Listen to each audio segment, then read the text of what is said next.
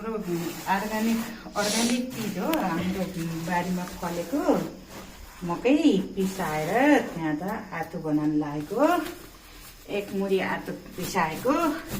मैले जानेकी छैन बनाउन, बिर्सेछु बनाउँदा पनि। त्यही भएर यहाँ आतु बनाउन लागेछु, जानी नजानी अब के गर्ने।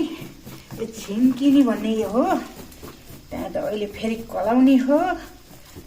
चालेर कलाएर राम्रो गराएर अर्ग्यानिक आतो खाने हो। हाम्रो गाउँको आतो मुहीको साथ मुही हरियो सब्जी सित यो खाने हो।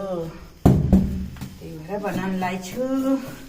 एक मुठी छ, दिनभरि बनाउने हो।